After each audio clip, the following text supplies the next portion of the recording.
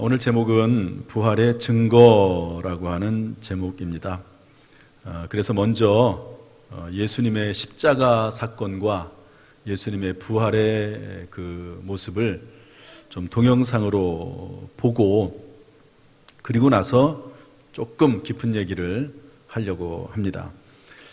그런데 어린아이들도 함께 예배를 드리고 있기 때문에 만화로 준비했습니다. 만화로 예수님의 부활에 대해서 짧게 한 5분 정도 만화로 어떤 분이 이렇게 설교를 한 내용인데 그 내용을 함께 보고 듣고 그리고 오늘 말씀을 나누도록 하겠습니다. 동영상으로 보여주시죠. 김쌤과 함께 말씀 속으로. 저는 김쌤이 아닙니다. 조금만 기다리셔야 되겠네요. 2부 때는 잘 됐는데.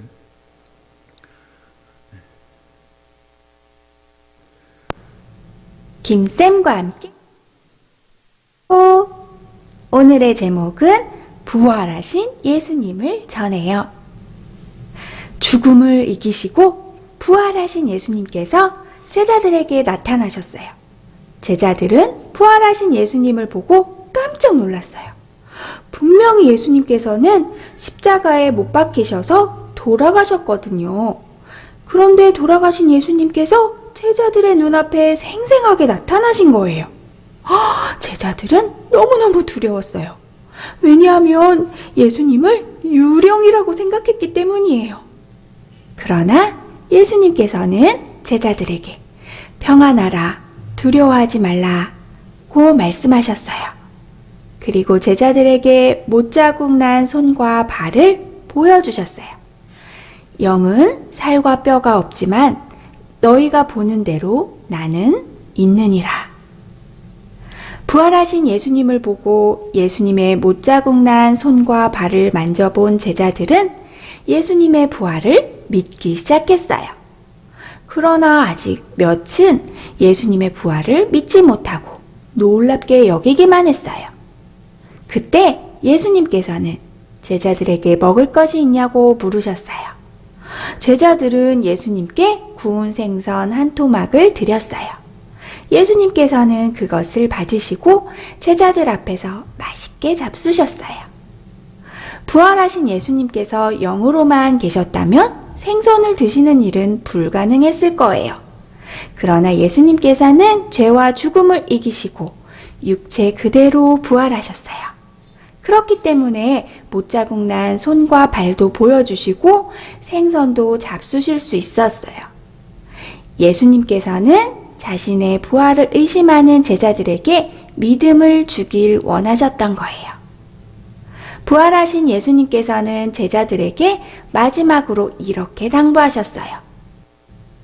성경에 기록된 대로 나는 고난을 받고 3일 만에 다시 살아났다. 나를 믿으면 구원을 받는 복음이 예루살렘으로부터 시작해서 모든 민족에게 전파되어야 한다. 너희는 이 모든 일의 증인이다. 제자들은 예수님과 3년 동안 함께 지냈어요. 예수님의 말씀을 듣고 예수님께서 행하시는 기적을 보았어요. 그리고 예수님께서 모든 사람의 죄를 대신해서 십자가를 지시고 돌아가시는 것도 보았어요. 끝으로 예수님께서 죄와 죽음을 이기시고 다시 살아나신 것도 보았어요. 예수님과 동행하고 예수님을 목격한 제자들을 예수님께서는 증인으로 세우셨어요. 누구를 위해서요? 아직 예수님을 모르는 사람들, 아직 구원의 복음을 듣지 못한 사람들을 위해서요. 사도행전을 보면 예수님의 증인이 된 제자들이 얼마나 열심히 부활의 예수님을 전했는지 알 수 있어요. 사도행전 4장을 보면 제사장과 서기관들이 예수님의 부활을 전하는 제자들을 체포하는 모습이 나와요. 다시는 예수님을 증거하지 말라고 위협하고 경고해요. 그때 베드로와 요한은 이렇게 말해요. 사도행전 4장 20절을 보세요. 우리는 보고 들은 것을 말하지 아니할 수 없다. 우리는 예수님의 죽음과 부활을 보았다. 그리고 부활하신 예수님께서는 우리를 증인으로 세우셨다. 우리는 보고 들은 것을 말하지 않을 수 없다. 예수님의 증인이 된 제자들은 죽음조차도 두려워하지 않고 땅끝까지 예수님을 전했어요. 예수님께서는 오늘 우리에게도 너희는 이 모든 일의 증인이다 라고 말씀하고 계세요. 예수님을 믿는 우리는 모두 예수님의 증인이에요. 믿음의 눈으로 예수님을 보고 믿음의 귀로 예수님의 말씀을 듣고 믿음으로 예수님을 만났기 때문이에요. 우리 모두 예수님의 증인으로서 내가 만난 예수님, 내가 들은 말씀, 내가 느낀 은혜를 예수님을 모르는 많은 사람들에게 전해요. 우리의 고백을 통해서 성령 하나님께서 분명히 일하시고 많은 친구들이 예수님께로 돌아올 것이라 믿어요. 예수님의 증인으로서 매일 기쁘게 살아가는 여러분이 되길 예수님의 이름으로 축복합니다. 아멘. 외울 말씀 읽어볼게요. 할렐루야. 어떻게 잘 보고 들으셨습니까?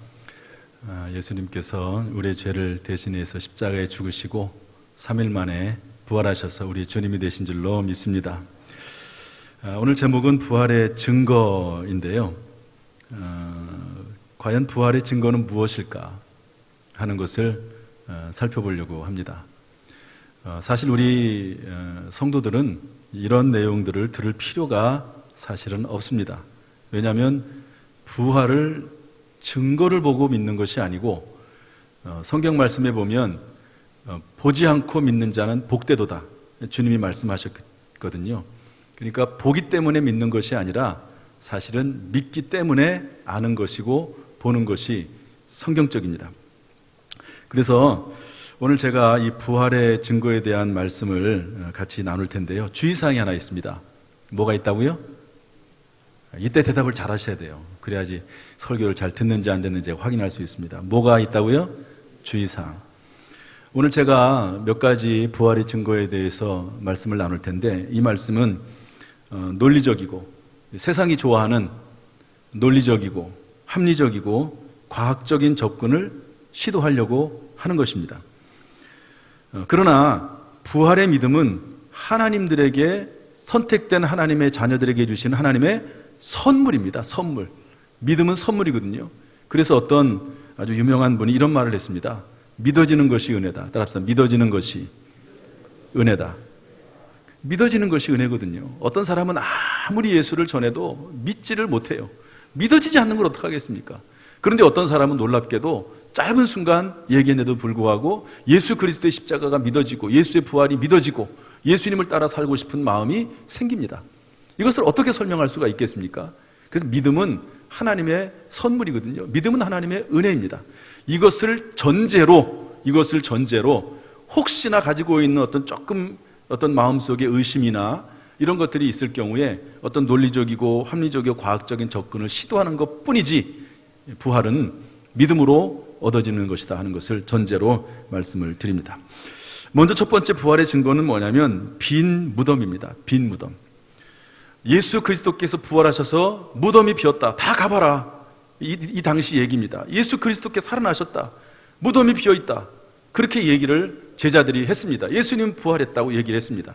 그런데 그때부터 어떤 주장들이 나오기 시작을 했냐면 예수가 부활한 것이 아니라 예수가 그때 십자가에서 죽은 것이 아니라 잠시 기절했다가 다시 깨어나서 도망간 것이다. 이렇게 얘기하는 사람들이 생겼습니다.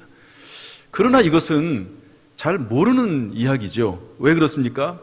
여러분, 십자가 처형이라고 하는 것이 가장 극한 처형입니다. 예수님이 십자가로 돌아가셨는데 너무나 극한 그 처형이기 때문에 로마 사람들, 자기 나라 사람들은 아예 십자가 형벌을 내리지 않았습니다. 그 정도로 아주 무서운 형벌이고요. 더구나 예수님은 십자가에 달리기 전에 엄청난 매를 맞았습니다. 그리고 머리에 가시관을 쓰시고 손과 발에 못에 박히시고 마지막 순간에 어떻게 됐습니까? 그 심장을 창으로 찔러서 물과 피가 다 쏟아지는 것을 보고 죽음을 확인하고 그리고 십자가에서 내려서 무덤에 넣거든요. 여러분, 무덤이라고 하는 것은 우리가 생각하는 것처럼 흙에 묻는 것이 아니라 이 당시의 무덤은 특별히 이제 부자들의 무덤, 예수님은 부자는 아니지만 아리마대 사람 요셉이라고 하는 사람이 자기의 돌 무덤을 파놓은 돌 무덤에다가 예수님의 시신을 안장했습니다. 그거는 큰 바위를 파서 그 안에다가 시신을 넣고 그리고 큰 돌문을 닫아놓는 그런 형태의 무덤입니다. 그런 십자가형과 돌무덤의 형태 가운데서 어떻게 거기서 무덤 문을 열고 나올 수가 있겠습니까? 이게 부활이 아니다. 부활이 거짓이고 무덤에서 빠져나갔다라고 하는 것은 합리적이지도 논리적이지도 과학적이지도 않다. 비상식적이다 하는 것을 알 수 있습니다. 그 당시 빈 무덤에 대해서 또 어떤 주장이 있었냐면 제자들이 예수님의 시체를 훔쳐갔다, 그런 말을 했습니다. 여기에 대해서 절대로 그런 일이 있을 수 없는 이유가 요한복음 20장 19절 말씀은 이렇게 되어 있습니다. 우리 한번 읽어보겠습니다. 요한복음 20장 19절 시작. 이날 곧 안식 후 첫날 저녁 때에 제자들이 유대인들을 두려워하여 모인 곳에 문들을 닫았더니 예수께서 오사 가운데 서서 이르시되 너희에게 평강이 있을지어다.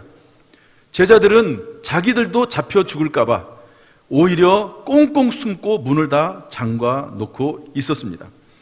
여러분, 그것이 제자들의 모습인데 어떻게 제자들이 그 무덤 문을 열고 그리고 군인들이 4인에서 교대로 그 무덤 문을 지키고 있는 거기를 뚫고 제자들이 훔쳐갔겠습니까?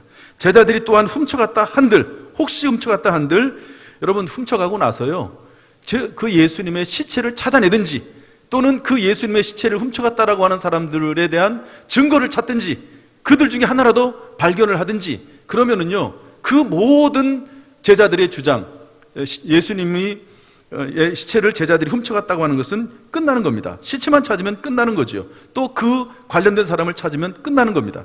그러나 성경 어디에도 그리고 지금 어디에도 제사장들과 로마 군인들이 예수의 시체를 찾았다는 말은 없습니다. 따라서 이것도 맞지 않는 주장이라고 볼 수가 있습니다. 따라서 이 두 가지 주장이 예수님의 빈 무덤에 대해서 증명하지 못한다면 여러분, 예수 그리스도는 무덤 안에 있든지 그러지 않겠습니까? 무덤 안에 있든지 아니면 예수 그리스도께서는 그가 말씀하신 대로 다시 살아나셨다라고 말씀하는 것이 정당하고 합리적일 것입니다. 물론 계속 제가 말씀드리지만 저는 합리적인 차원에서 생각을 해보는 것입니다. 여러분, 예수 그리스도의 부활은 하나님 주시는 믿음 안에서 얻어지는 것이죠. 또한 두 번째로 예수님의 부활의 증거는 예수님이 하신 말씀에 있습니다. 우리 마태복음 16장 21절 말씀 다 같이 읽어보죠. 시작. 이때로부터 예수 그리스도께서 자기가 예루살렘에 올라가 장로들과 대제사장들과 서기관들에게 많은 고난을 받고 죽임을 당하고 제3일에 살아나야 할 것을 제자들에게 비로소 나타내시니, 이 말씀은 어떤 말이냐면 예수님은 이 땅에 계실 때에 십자가를 지시고 돌아가시기 전에 계속해서 말씀했습니다. 내가 십자가를 질 것이다. 그리고 내가 그 이후에 3일 만에 다시 살아날 것이다 라고 계속 얘기를 했습니다. 여러분, 이 말씀이 사실이라면 여러분, 예수 그리스도의 십자가와 부활은 진실인 것이죠. 그래서 여기에 대해서부터 계속해서 세상 사람들은 반대를 해왔습니다. 뭐냐면은 첫 번째 말이 뭐냐면 예수님이 사실은 부활한 게 아닌데 부활했다고 말을 했다. 이 말은 무슨 말입니까? 예수님이 거짓말장이거나 사기꾼이라는 얘기겠죠. 그러나 여러분, 예수님을 거짓말쟁이요 사기꾼으로 말하는 사람은 안 믿는 사람들조차도 그렇게 말하고 있지 않습니다. 인도의 성자라고 하는 마하트마 간디는 이런 말을 했습니다. 나는 기독교인은 좋아하지 않지만 예수는 존경합니다. 그 당시에 예수 믿는 사람들이 별로 그렇게 좋은 모습을 보이지 못했던 것 같아요. 그때 간디가 말하기를, 이때 기독교인들은 이제 인도를 지배했던 영국 사람들이거든요. 기독교인은 좋아하지 않지만 예수를 믿지 않는 그런 사람이라 할지라도, 간디라 할지라도 예수 그리스도 그분이 하신 일과 그분은 내가 존경하고 그분이 하신 말씀을 내가 참으로 귀하게 여긴다, 그렇게 얘기를 했다는 것이죠. 여러분, 예수 그리스도께서 십자가에서 죽으시고 부활하신다고 하는 말씀을, 여러분, 우리는 그 말을 거짓말이 아닌 한, 사기꾼이 아닌 한 그 말을 받아들이는 것이 합리적이고 타당할 것입니다. 아니면 또 어떤 분은 이런 말씀하시는 분이 있어요. 예수가 좀 정신이 이상해져 가지고 자기가 부활할 거라고 얘기를 한 거다, 그렇게 주장하는 분들도 있습니다. 그러나 여러분, 예수님을 미친 사람이라고, 미치광이라고 말하는 사람은 없습니다. 여러분, 미친 사람이 그렇게 희생하고 사랑을 나누고 헌신하고 능력을 발할 수는 없는 것이죠. 그렇다면 여러분, 예수님이 거짓말쟁이도 아니고 사기꾼도 아니고 미치광이도 될 수가 없다고 하면, 여러분, 우리는 예수 그리스도께서 하신 말씀, 십자가에서 인류의 죄를 위해서 죽으시고 그리고 또한 부활하셨다라고 하는 그 사실을 믿는 것이 합리적이고 논리적이고 타당할 것이라고 여겨집니다. 그리고 세 번째 예수의 부활의 증거는 예수님의 제자들입니다. 저는 모태신앙입니다.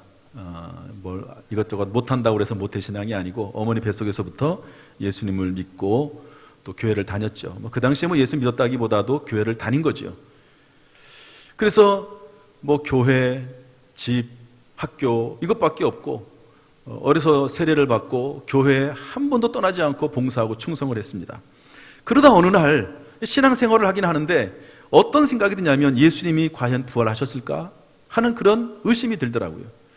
다른 건 내가 다 받아들일 수 있겠는데 예수님이 내 죄를 위해서 죽으신 것도 오케이, 좋다. 그럼 과연 예수님이 살아나셨을까? 부활하셨을까? 성경에 기록이 되어 있으니까 그런가 보다 하고 받아들이는 거지, 그것을 확실히 믿는 것이 쉽지 않았습니다. 아마 여기 계신 분들도 혹시 그런 분들이 있을지 몰라요. 세상 사람들은 물론 더 그러겠지요. 그러다가 어느 날 제가 대학을 다니면서 소책자 한 권을 보게 됐습니다. 그러면서 그 속에 나오는 내용이 어떤 내용이냐면, 예수 그리스도의 제자들이 바로 예수님의 부활을 증거하는 가장 강력한 증거가 된다. 그러면서 그 이야기를 쭉 해놓은 것을 제가 보게 됐습니다. 그러면서 예수님의 부활이 마음속에 믿어지더라고요. 여러분, 부활의 증거를 추구함에 있어서 우리는 무엇보다도 예수님의 제자들에게 집중해 보아야 합니다.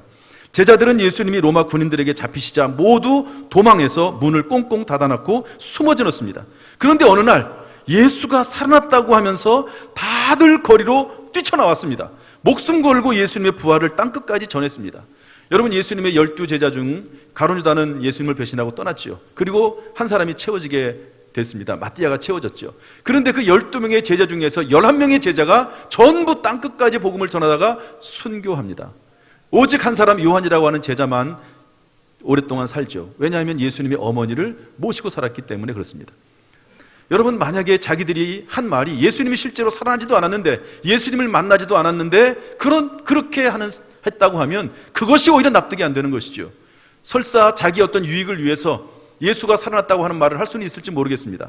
그러나 그것 때문에, 자기가 한 거짓말 때문에 자기의 목숨까지 버리고 수많은 고난을 당하고 땅끝까지 이르러서 예수를 증거하지는 않았을 것입니다. 여기에 대해 성경은 뭐라고 말합니까?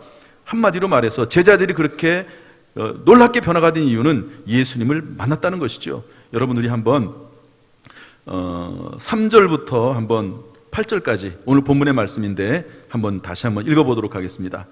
고린도전서 15장 3절부터 8절 다 같이 한번 읽어보죠. 시작. 내가 받은 것을 먼저 너희에게 전하였노니 이는 성경대로 그리스도께서 우리 죄를 위하여 죽으시고 장사 지낸 바 되셨다가 성경대로 사흘 만에 다시 살아나사 게바에게 보이시고 후에 12제자에게와 그 후에 500의 형제에게 일시에 보이셨나니 그 중에 지금까지 대다수는 살아있고 어떤 사람은 잠들었으며 그 후에 야고보에게 보이셨으며 그 후에 모든 사도에게와 맨 나중에 만삭되지 못하여 난 자 같은 내게도 보이셨느니라. 내게는 누구냐면 사도 바울입니다. 이분은 정말 그 이력이 특별하지요. 예수 믿는 사람들을 잡아 죽이던 사람이었습니다. 예수가 그야말로 사기꾼이고 거짓말쟁이라고 생각을 했기 때문에 예수 믿는 사람들을 잡아 죽이려는데 앞장섰던 사람이 사울이라고 하는 청년입니다. 그런데 이 사람이 다메섹으로 예수 믿는 사람들을 잡아 죽이러 가는 과정 가운데 예수를 만났다는 거예요. 사도 바울은 그렇게 고백을 하고 있습니다. 그리고 나서 이 사람의 인생이 완전히 바뀌었습니다. 예수를 전하는 사람이 됐고, 예수를 전하다가 순교하는, 목이 잘려 죽기까지 예수님을 전하는 사람이 됐죠. 여러분, 이처럼 제자들의 변화된 모습을 설명할 수 있는 것이 무엇입니까? 무언가 이들에게 일어난 것이 확실합니다. 목숨까지 바꿀 정도로 어떤 큰 일이 이들에게 일어난 것이 확실합니다. 그것이 무엇일까요? 아무리 생각을 해봐도 이들을 변화시킬 수 있는 것은 예수님의 부활, 예수님이 다시 살아나신 것을 목격하지 않고서는 일어날 수 없는 일이 이들에게 일어난 것을 볼 수가 있습니다. 따라서 예수님의 부활의 가장 크고 확실한 증거는 바로 예수님의 제자들이고, 그리고 그 뒤를 이어서 나타난 수많은 성도들, 그리고 저와 여러분, 저도 어느 순간에 예수 그리스도의 부활을 그 책을 통해서 마음속에 모시게 되고, 그러다가 기도하는 가운데 예수님의 음성을 듣고 또 예수님을 체험하고 경험하게 되는 것이죠. 예수 그리스도의 증거는 제자들이고, 그리고 지금 이 땅에 살고 있는 우리 모든 사람들이 바로 예수 그리스도의 부활의 증거임을 성경을 통해서 우리가 배울 수가 있는 것입니다. 여러분, 이처럼 예수님은 부활하셨습니다. 예수님의 부활의 증거는 확실합니다. 그리고 무엇보다도 우리에게 부활에 대한 믿음을 하나님께서 허락해 주신 줄로 믿습니다. 그렇다면 무엇보다도 부활의 믿음을 확고히 하십시오. 히브리서 6장 1절 2절 말씀 다 같이 한번 읽어보겠습니다. 그러므로 시작. 그러므로 우리가 그리스도의 도의 초보를 버리고 죽은 행실을 회개함과 하나님께 대한 신앙과 세례들과 안수와 죽은 자의 부활과 영원한 심판에 관한 터를 다시 닦지 말고 완전한 대로 나아갈지니라. 죽은 자의 부활, 심판, 이런 것들에 대해서 다시 닦지 말아라. 여러분, 이 시간 예수 그리스도 부활하신 부활을 기념하는 부활주일에 예수님께서 십자가에 위해서 나를 위해 죽으시고, 그리고 우리의 모든 죄를 지실 뿐만 아니라 우리에게도 부활을 주시기 위해서 다시 살았다는 사실을 믿고 주님과 동행할 수 있기를 주님의 이름으로 축복합니다. 또한 두 번째로 부활을 믿는 사람답게 살아가야 됩니다. 로마서 8장 17절 말씀 다 같이 읽어보겠습니다. 시작. 자녀이면 또한 상속자 곧 하나님의 상속자요 그리스도와 함께한 상속자니 우리가 그와 함께 영광을 받기 위하여 고난도 함께 받아야 할 것입니다. 부활을 믿는 사람은 여러분 부활의 영광을 함께 누릴 소망을 가지는 것이지요. 또한 예수님이 십자가를 지셨기 때문에 예수님과 함께 십자가도 지는 것이, 고난도 함께, 그리고 부활의 영광도 함께 지는 것이 타당할 것입니다. 여러분, 예수 그리스도의 부활을 믿는 저와 여러분, 예수님과 동고동락하고 생사고락하는 여러분 될 수 있기를 주님의 이름으로 축복합니다. 여러분, 동고동락이 뭡니까? 함께 고통당하고 함께 낙을 누리는 거죠. 조금 더 나아가면 생사고락입니다. 예수님과 함께 살았으니 예수님과 함께 죽기도 하고 예수님과 함께 고난을 당하고 낙도 함께 누리는 이런 은혜가 우리에게 주어진 하나님의 큰 은혜요 축복인 줄로 믿습니다. 그래서 여러분, 에베소서 3장 21절에 보면 이런 말씀이 있거든요. 교회 안에서와 그리스도 예수 안에서 영광이 대대로 무궁하기를 원하노라. 한번 따라합시다. 교회 안에서, 그리스도 예수 안에서. 바라기는 여러분, 그리스도 예수 안에서 고난과 영광을 함께 나누고 또 교회 안에서 고난도 영광도 함께 나누는 우리가 될 수 있기를 주님의 이름으로 축복합니다. 지난 월요일 날 제가 담임 목사실에 이제 책도 읽고 글을 쓰고 있는데 소리가 들리더라고요. 그래서 그 소리를 따라 가봤습니다. 그랬더니 한 분, 피택 장로님 부부가 화장실을 청소하고 계시더라고요. 우리 박명근 장로님이 처음 시작을 해가지고 이제 이번에 새로 피택된 장로님들도 따라서 화장실 청소를 합니다. 어떻게 보면은 좀 죄송한 마음도 들고요.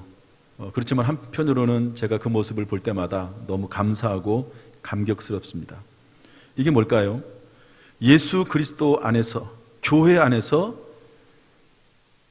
부활의 영광도 있지만 십자가를 지는 사명 감당하기 위해서 함께 고난과 어려움도 감당하는 일이라고 저는 그렇게 보고 있습니다. 지난 3월 29일 날 선배 장로님들 5분하고 신임 피택 장로님들 5분이 저와 함께 11분이 모였습니다.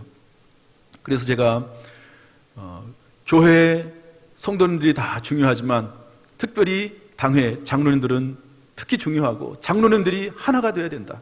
당회가 분열이 되면, 장로님들이 분열되면 교회가 시끄럽다. 그러면서 제가 A4 용지 하나씩을 다 나눠줬습니다. 그리고 여기에다가 당회의 일치와 화합을 위한 우리의 다짐이라고 하는 글을 다 쓰게 했습니다. 저도 썼습니다. 그리고 그걸 다 취합을 했어요. 그리고 다 전부 타이핑을 해가지고, 그리고 그것을 장로님들에게 다시 다 보여주고 거기다 다 사인을 하라고 그랬습니다. 다 사인을 했어요.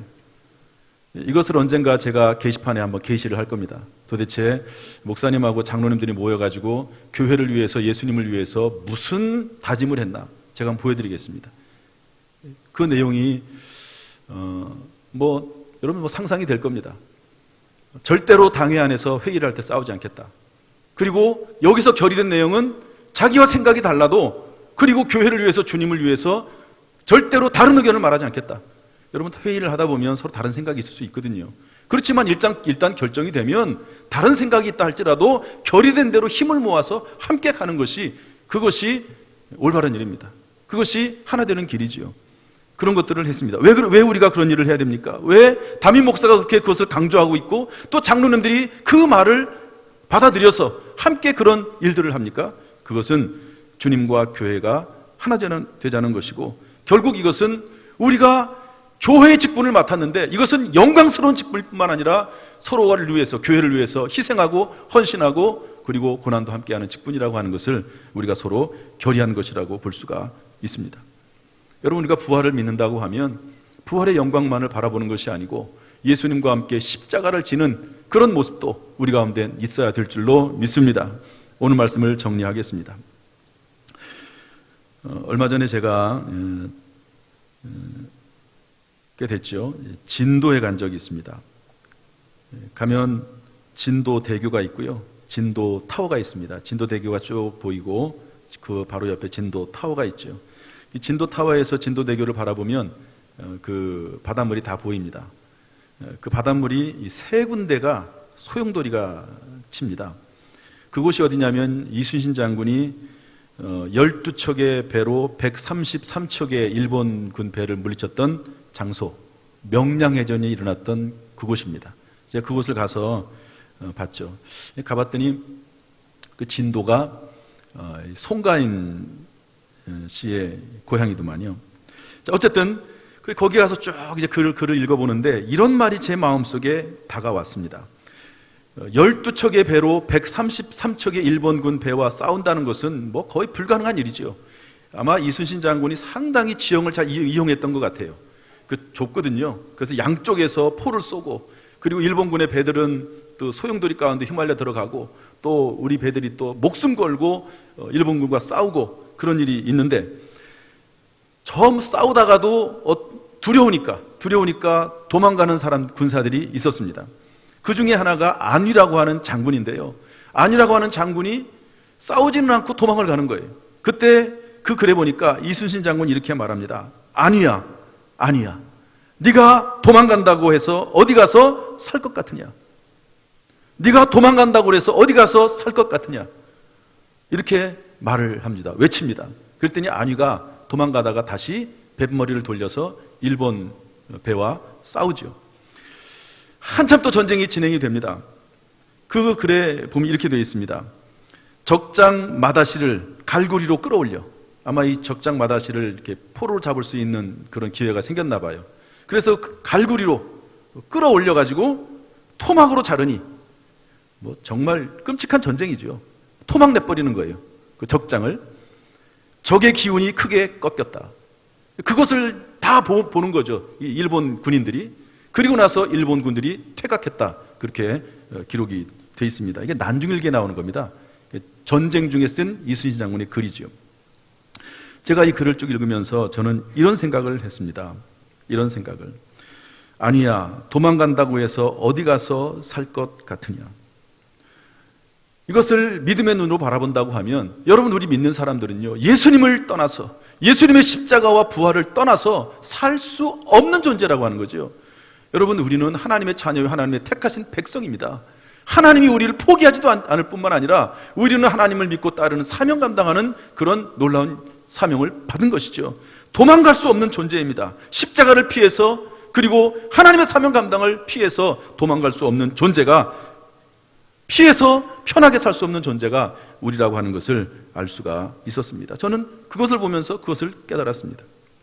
바라기는 오늘 부활주의를 맞이해서 주님과 함께 십자가를 지고 가는 가운데 주님과 함께 부활의 영광도 누리시는, 예수님과 함께 동고동락하고 예수님과 함께 교회 안에서 생사고백을 하는 가운데 하나님께 영광이요 우리에게도 큰 은혜와 축복이 되기를 주님의 이름으로 축원합니다.